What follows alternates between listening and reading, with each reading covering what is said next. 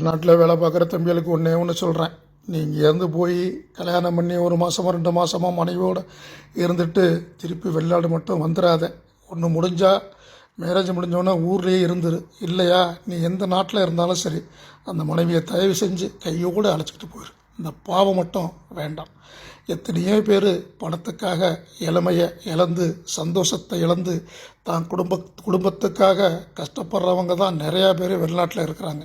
அதுபோல் இனி இருக்க வேண்டாம். நீ மேரேஜ் முடிஞ்ச உடனே தயவு செஞ்சு பணம் இருக்கோ பணம் இல்லையோ கொஞ்ச காலம் 1 வருஷமோ 6 மாதமோ வெளிநாட்டில் உன் மனைவியோடு சேர்ந்து சந்தோஷமாயிரு. இல்லைன்னா இங்கே உன்னால் வாழ முடியாது, வேலையும் பார்க்க முடியாது, நிம்மதியாக தூங்கவும் முடியாது.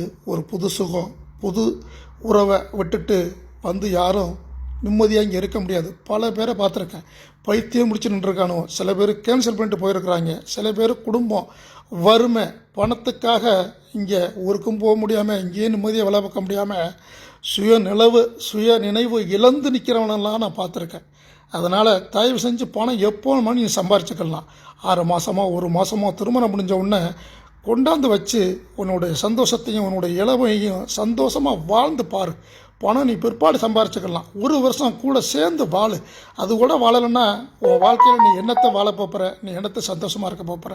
அந்த பொண்ணும் பாவம், நீனும் பாவம். சம்பாதிக்கிறதுல உனக்கு கொஞ்சமாவது செலவு பண்ணு. காரணம் நமக்கு எப்பவும் பிரச்சனை இருந்துக்கிட்டே இருக்கும், கடன் இருந்துக்கிட்டே இருக்கும். வாழ வேண்டிய நேரத்தில் வாழ்ந்து பாரு. சந்தோஷமாக இருக்க வேண்டிய நேரத்தில் சந்தோஷமாக இரு. பிற்பாடு எது வந்தாலும் பார்த்துக்கலாம். அப்போ தான் உன் வாழ்க்கையில் உனக்கும் மனைவிக்கும் சந்தோஷமான வாழ்க்கை இருக்கும்.